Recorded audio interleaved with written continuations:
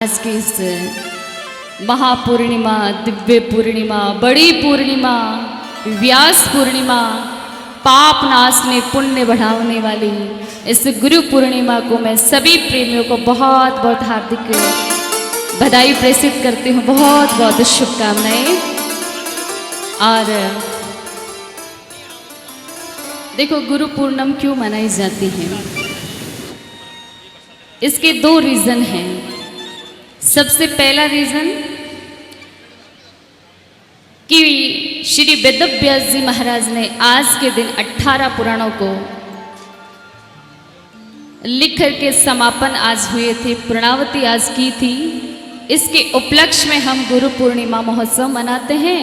और दूसरा कारण इसका यह है कि कोई प्रेमी, कोई भक्त, कोई प्रेमी, कोई जिज्ञासु अगर 11 पूनम को गुरुदेव के चरणों में नहीं पहुंच पाते हैं, गुरुदेव के चरणार मकरंद का लाभ नहीं ले पाते हैं, उनके दर्शन लाभ नहीं कर पाते हैं, तो ये गुरु पूर्णिमा एक ऐसी आती है कि प्रेमी भक्त जिज्ञासु सभी पधार करके 12 महीनों का एक साथ पुण्य अर्जित कर लेते हैं।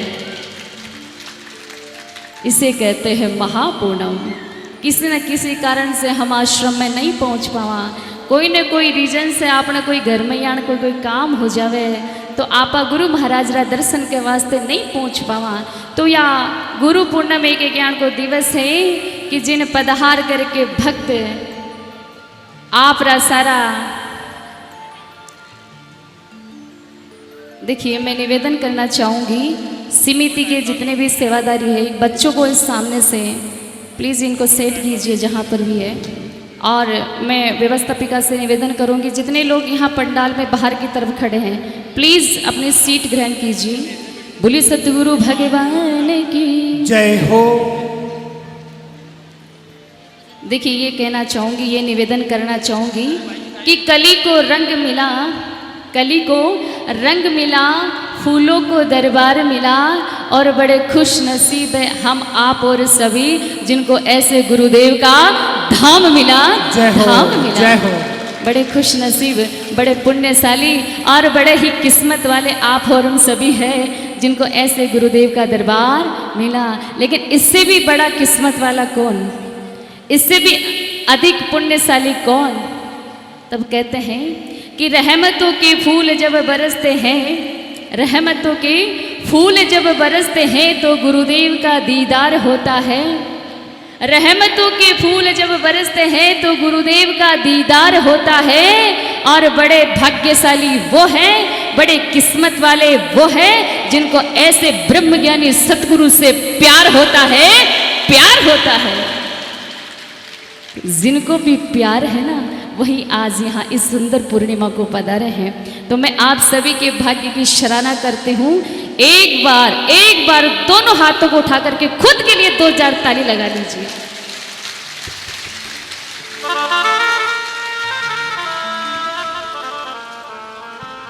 और कहते भी है ना कि गुरु की दया और करुणा सारे जगत में निराली है, और जहाँ ऐसे सतगुरु चरण धरे वो धरती नसीब वाली है। यहाँ की तो धरती भी नसीब वाली है कि जहाँ ऐसे ब्रह्मज्ञानी महापुरुष विराजीन हैं। तो हम सभी तो बड़े सौभाग्यशाली हैं, बड़े पुण्यशाली हैं। तो ऐसी महापुण्य को आप और हम से भी पधार करके यहाँ पे गुरु चरणों में ऐसे भजनों का, इस सत्संग का, इस दिवस का हम सभी आनंद ले रहे हैं। तो इसलिए बड़ी सुंदर बात।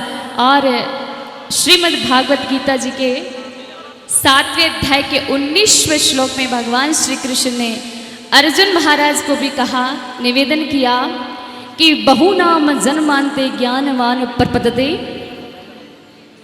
वासुदेव सर्वमिति से महात्मा शु दुर्लभ है। कि ऐसे महात्मा इस धरती में बड़े दुर्लभ है, बड़े दुर्लभ है। कैसे कि सबको समान रूप से अपने ही स्वरूप का भान मानते हो, अपने स्वरूप में समझते हो, ऐसे महापुरुष इस धरती पे बड़े दुर्लभ हैं। लेकिन बड़े भाग्यशाली आप और हम सभी जो ऐसे सतगुरु का पदार्पण हम सबको मिला, ऐसे इस गुरुदेव का लाभ हम सबको मिल रहा है। क्योंकि श्री तुलसीदास जी महाराज जी ने बड़ी सुंदर बात कही कि गुरु बिना भवन दी तरह ही न कोई, जो बिरंची शंकर सम होई। कि इस धरती पर, इस पृथ्वी पर, इस जगत में, इस संसार में कोई गुरुदेव के बिना इस भव से सागर से पार नहीं हो पाया। चाहे वो भगवान शिव के समान ही क्यों ना हो, चाहे वो भगवान श्री विष्णु के समान ही क्यों ना हो, चाहे वो श्री ब्रह्मानंद जी महाराज की तरह ही क्यों ना हो, लेकिन गुरुदेव के बिना इस जगत में किसी का कल्याण नहीं हुआ। इसलिए बड़े भाग्यशाली आप और हम सभी। क्यों? क्योंकि कहते हैं कि जब जब भगवान ने भी इस धरती पर अवतार लिया, तब तब उन्होंने भी अपने गुरुदेव की शरण में लिया कि नहीं लिया। गुरुदेव की महिमा को उन्होंने भी पहचाना, जाना, जगत में उसका प्रचार किया। और यहाँ तक को तो भगवान श्री राम जी का तो जन्म ही वशिष्ठ जी महाराज की कृपा से हुआ था। और भगवान श्री कृष्ण ने श्री शांतिपति जी महाराज को गुरु रूप में स्वीकार किया था। इसलिए बड़े सौभाग्यशाली आप और हम सभी जो ऐसे महापुरुषों का हम सबको सानिध्य लाभ मिल रहा है। एक बार होता क्या है, श्री नारद जी भगवान का दर्शन करवाने गया विष्णु धाम पर, परम धाम पर। तो जी नारद जी आता और भगवान का दर्शन करके चुई जाता, तो पाछे से वह जगह धुला देता। हाँ चेनाराम जी महाराज कि नारद जी आता, दर्शन करता और जी वहाँ से जाता तो उस जगह को धुला दिया जाता था। ऐसे बहुत बार हुआ। तब नारद जी को इस चीज़ का मालूम चला। नारद जी ने भगवान से पूछा कि हे प्रभु, ये आपकी क्या लीला है, ये ऐसे आप क्यों करते हो कि मैं आपके दर्शन के लिए आता हूँ और आप इस जगह को पानी से धुला देते हो। तब भगवान ने कहा कि नारद, आपके आने से ये जगह अपवित्र हो जाती है। तो नारद जी ने पूछा कि भगवान ऐसे कैसे? तो भगवान ने कहा कि नारद, जिसके जीवन में गुरु नहीं उसका जीवन अभी शुरू नहीं। नारद, गुरु बिना ये जीवन निसार है। क्योंकि गुरुदेव कहते हैं कि मत देखो नुगरा का मुकड़ा, पड़ जाए कितना ही दुखड़ा। नुगरे का तो मुख देखना भी धर्म नहीं है। इसलिए हे नारद, इसकी कारण आपने जाना। तो नारद जी ने कहा कि तो प्रभु फिर मुझे क्या करना चाहिए? तब भगवान ने कहा कि नारद, आपको किसी को गुरु रूप में स्वीकार करना चाहिए। भगवान से नारद जी ने कहा तो प्रभु क्यों ना आप ही हमारे गुरुदेव बन जाइए, आप ही हमें दीक्षित कर दीजिए। तब कहा कि नहीं नहीं नारद, आपको पृथ्वी पे जाना पड़ेगा और वहाँ से गुरु रूप में किसी को स्वीकार करना पड़ेगा। मेरी बात को आप ध्यान से नहीं सुनोगे तो आपको ये लाइन समझ में नहीं आएगी, ये प्रसंग आपको समझ में नहीं आएगा। समझ में किस किस को आ रहा है जो मैं बताई? सबको आ रहा है। नारद जी ने पूछा तो हे प्रभु मुझे गुरु कहाँ मिलेंगे? बोले आप गंगा तट पे जाओ, वहाँ पे जो सबसे पहले जो भी आए आप उन्हीं को गुरु रूप में स्वीकार कर लेना।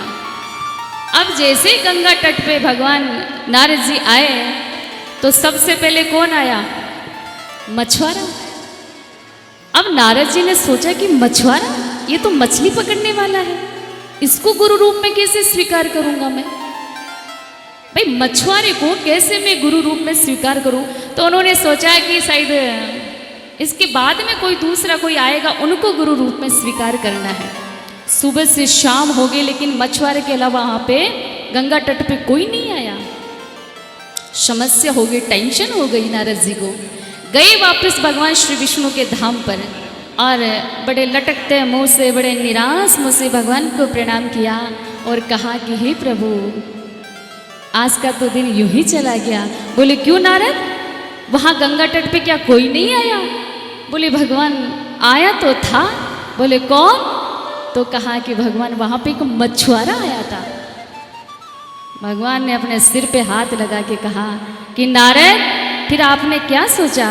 मैंने सोचा कि भगवान ये मछुआरा क्या मेरा गुरु बनेगा, ये तो मछली पकड़ने वाला है, इसको क्या नॉलेज है, इसका क्या नॉलेज का पावरफुल होगा।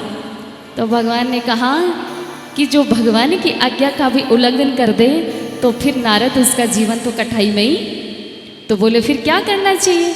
बोले नारद आप जाइए और वहाँ जाकर के उन्हीं को आप गुरु रूप में स्वीकार करिए, नहीं जो सबसे पहले आएगा उनको आप में गुरु रूप को गुरु रूप से स्वीकार करना है। नारद जी गए गंगा तट पे, जैसे ही गए तो सुबह सुबह वही मछुआरा तैयार। और फिर नारद जी सोचे कि हाय, ये तो उसी से पाला वापिस। तो अब भगवान की आज्ञा थी कि सबसे पहले जो भी आपको मिले उन्हीं को गुरु रूप में स्वीकार करना है। जैसे मछुआरा आया तो नारद जी चरणों में पड़ गए और चरणों में लौट करके साष्टांग वंदन करके कहा कि हे गुरुदेव, कि गुरुर ब्रह्मा गुरुर विष्णु गुरुर देवो महेश्वर गुरुर साक्षात परब्रह्म तस्मै श्री गुरुवे नमः। हे गुरुदेव, आप हमको शिष्य रूप में स्वीकार कर लीजिए। तो इस प्रकार से इस प्रसंग से हमको भी सीख मिलती है कि जब नारद जी ने भी गुरु रूप में स्वीकार किया, जब भगवान श्री कृष्ण ने भी सांदीपनी जी महाराज को गुरु रूप में स्वीकार किया, श्री राम जी ने भी वशिष्ठ जी महाराज को गुरु रूप में स्वीकार किया, इसलिए हम सबका भी जीवन में एक ना एक तो गुरु जरूर होना चाहिए।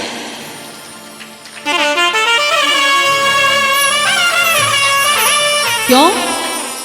क्योंकि गुरुदेव ऐसे हैं महाराज, कैसे हैं कि जितने भी तीर्थ हैं, जितनी भी पवित्र नदियां हैं, ये सारे आकर के गुरुदेव के चरण पखारते हैं। गुरुदेव के चरण पखार करके अपने आप को पवित्र करते हैं, अपने आप को पापों से मुक्त करते हैं। देखो सुनिए, हम सभी जब पाप हो जाते तब कहाँ जाते हैं पाप उतारने के लिए? गंगा नदी में जाके डुबकी लगाते हैं, सोचते कि यहाँ जाने से पाप कटते हैं। लेकिन मैं आपसे निवेदन कर दूं, गंगा अगर पाप धोती है, गंगा अगर मेल उतारती है तो शरीर का, लेकिन सतगुरुदेव ऐसे हैं, गंगा पाप उतारती है शरीर का, लेकिन ब्रह्मज्ञानी गुरुदेव ऐसे हैं जो मन के पाप उतारते हैं, मन के पाप उतारते हैं। इसलिए ऐसी सत्संग में, ऐसी ज्ञान गंगा में, ऐसे गुरु चरणों में आकर के अपने मन रूपी इस कचरे को खाली करना। तो कबीर जी महाराज जी ने बड़ी सुंदर बात भी कही, क्या कि धोवत है संसार माई गंगा माही पाप, धोवत है संसार में गंगा माही पाप। अरे सतगुरु के चरणों में गंगा पहुंचे अपने आप, गंगा पहुंचे अपने आप। यहाँ तो गंगा भी स्वयं गुरुदेव के चरणों का प्रक्षालन करने के लिए पधारती है। इसलिए बड़ा सौभाग्य, मैं आप सभी के भाग्य की सराहना करती हूँ कि ऐसे पवित्र इस दिवस पर आप और हम सभी पधार करके अपने जीवन को कर्तार्थ कर रहे हैं। और एक निवेदन भी करना चाहूँगी सभी प्रेमियों से कि रहमत सतगुरु की पालो, सुनिएगा, रहमत सतगुरु की पालो, ऐसा मौका फिर नहीं आएगा। रहमत सतगुरु की पालो, ऐसा मौका फिर नहीं आएगा। अरे तू ध्यान लगा ऐसे ब्रह्मज्ञानी गुरुदेव का, तेरा आवागमन मिट जाएगा, तेरा आवागमन मिट जाएगा। इसलिए मेरा आपसे यही निवेदन है कि इस पुनरपि जन्म पुनरपि मरण की जो जड़ी है, ऐसे सतगुरु के चरणों में हम आकर के अपने आप को इस जड़ी से मुक्त करें। और पूर्व में हमारे बड़े अच्छे अच्छे कलाकारों ने बड़ी अच्छी अच्छी बातें बताई, बड़ी जीवन में उपयोगी हम सबको ऐसी कई ज्ञानवर्धक हम सबको जो है बातें बताई। श्री आनंद जी महाराज ने बड़ी सुंदर बात बताई। अच्छा एक बात बताइए, मेरे को आपने या जब भी हम मिले होंगे तो शायद मेरे माथे पे आप सबको तिलक जरूर दिखा होगा। तो इस तिलक की बड़ी महत्वता हमारे आनंद जी महाराज जी ने बताई कि हम सभी माताएं हैं। हम सभी क्या है? माताएं हैं, गृहस्थी है, गृहिणियां हैं। तो अपवित्र अवस्था में 4 दिन शास्त्र इसका निषेध करता है। किसी भी पुण्य काम में, शुभ काम में, धर्म के काम में, किसी भी तरीके की कोई पवित्र जगह जाने से शास्त्र 4 दिन के लिए निषेध करता है। 4 दिन के लिए किसी भी शुभ कार्य को नहीं करना चाहिए। इसके बाद में हम सभी माताओं का यह धर्म है कि हम सभी स्नान ध्यान करके नित्य प्रति हमारे तिलक, हमारे जो ललाट है, हमारा जो भ्रगुटी है, इसके ऊपर सभी को तिलक जरूर लगाना चाहिए।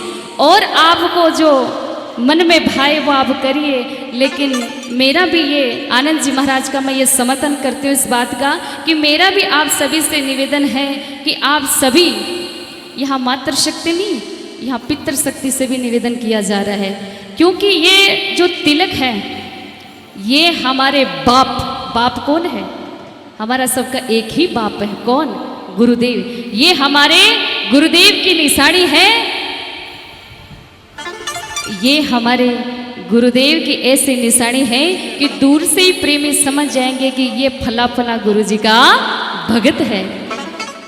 दूसरी बात, तिलक हमारे ललाट को, हमारे मस्तिष्क को, हमारे माइग्रेन को बहुत अधिक शीतलता प्रदान करता है, कॉल प्रदान करता है, बहुत ज़्यादा ठंडक प्रदान करता है। इसलिए तिलक का बहुत जीवन में महत्वता है। तीसरा, जब भी सिर पर तिलक होगा तो इस तिलक का सबसे मोटा कारण और सबसे मोटा लाभ यह है कि जब भी आपके सिर पर तिलक होगा तो ये आपको बुरे कर्मों से रोकेंगे। कि जब जब आप सोचोगे कि फला फला ऐसा कुछ कर लूं, लेकिन आपको ये तिलक आपको रोक लेगा।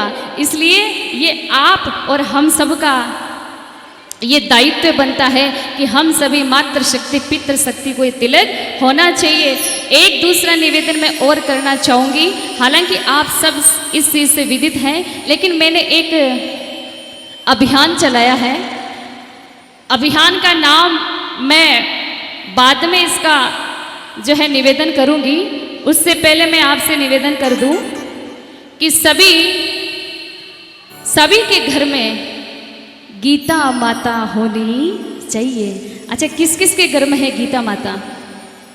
गीता नामक शास्त्र किस किस के घर में है? अच्छा, इस लाइन में है, इस लाइन में कम है। इधर भैया लोगों के तो बहुत ज़्यादा कम दिखाई दे रहे हैं। हाँ, अब हाथ उठे, क्या बात है। एक बार लगाओ ताली अपने लिए। मैंने ये अभियान छेड़ा है कि जिस जिस के घर में गीता जी नहीं हो, यहाँ अपने आश्रम में भी निःशुल्क रूप से आपको वितरित की जाएगी। जिसको भी पढ़ना है आप ज़रूर यहाँ से लेके जाएं। पढ़ना कि नहीं पढ़ना एक अलग बात है, लेकिन गीता नामक जो शास्त्र है, पुस्तक नहीं कह सकते, किताब नहीं कह सकते, ये शास्त्र है, ये शास्त्र है। इसलिए गीता नामक शास्त्र सबके घर में होना चाहिए। क्यों? क्योंकि गीता अनुसंधान कहती है कि गीतायाम पुस्तकम यत्र यत्र पाठ प्रवर्तते तत्र सर्वांगिनी तीर्थ्यानि तत्र वे, कि जहाँ जहाँ गीता नामक शास्त्र होता है वहाँ संपूर्ण प्रकार के तीर्थ अपने आप ही घर में निवास करने लग जाते हैं। तो इसलिए मेरा ये हाथ जोड़ करके निवेदन आप स्वीकार करें कि सबके घर में, अगर आपको पढ़ना नहीं आता कोई बात नहीं, लेकिन गीता नामक जो शास्त्र है जहाँ जिस स्थान पे रखी हुई है उसका इतना महत्व है कि वो अपना बैठे बैठे ही वह रखी हुई सारा काम कर देगी। इसलिए प्लीज़, क्यों? क्योंकि कहते हैं गीता माता के बारे में गीता अनुसंधान में कहा कि गीता गंगा चे गायत्री सीता सत्या सरस्वती ब्रह्म विद्या ब्रह्मबली त्रिसंध्या मुक्त गेनी अर्धमात्रा चिदानंदा भौगनी भयनाशनी वेद त्रि प्राणंत्वा तत्त्व ज्ञान मंजरी इते तानी जपो नित्यो निरो मानसे ज्ञान सिद्धि लवे क्षुद्रम तदांत परम पदम। अब इसका मतलब ये है कि ये गीता जी के 18 नामों का स्वाध्याय इसमें बताया है कि आप ज़्यादा नहीं जानो तो गीता नामक शब्द अया तो बेटा को भी नाम है गीता वे बा गीता नहीं भाव गीता शास्त्र में होना चाहिए। तो गीता नामक शास्त्र हम सबके घर में होना चाहिए। और श्रीमद् भागवत गीता जी में तो इतना 8 स्कंद में ये लिखा है कि जो गीता नामक शास्त्र में कोई आधा श्लोक का भी पाठ कर लेता है वो भी परम धाम को प्राप्त हो जाता है। एक छोटा सा आधा श्लोक है, किम तद ब्रह्म किम अध्यात्म किम करम पुरुषोत्तम। अध्यात्म क्या है, कर्म क्या है, पुरुषोत्तम क्या है। एक चांडाल ने अपने पति चांडाल को पूछा कि हे पतिदेव इसका मतलब क्या है। तो उनके पति ने उसका अर्थ बताया, समय की संक्षिप्तता है, समय का थोड़ा अभाव है, नहीं तो मैं आपसे इस बारे में और चर्चा करती। तो पति के पूछने से तीन योनियां अपने आप ही उसे आधे श्लोक से जीव मुक्त हो गया। बोलो कृष्णचंद्र भगवान की जय हो। इसलिए मैं तो आप सभी से ये निवेदन करूंगी अंत में, और श्री गुरुदेव के चरणों में हम यही निवेदन करते हैं कि हे गुरुदेव, हे गुरुदेव, हे गुरुदेव आपकी महिमा अपरंपार है। हे गुरुदेव आपकी महिमा अपरंपार है। अरे मेरी कलम है छोटी सी, गुरुदेव आपकी लीला अपरंपार है। इसलिए आइए एक छोटा सा भाव हम गुरुदेव के चलते चलते चरणों में रखते हैं। उसके बाद में जो भी व्यवस्था आगे जो भी है, बोले सतगुरु भगवान की जय हो।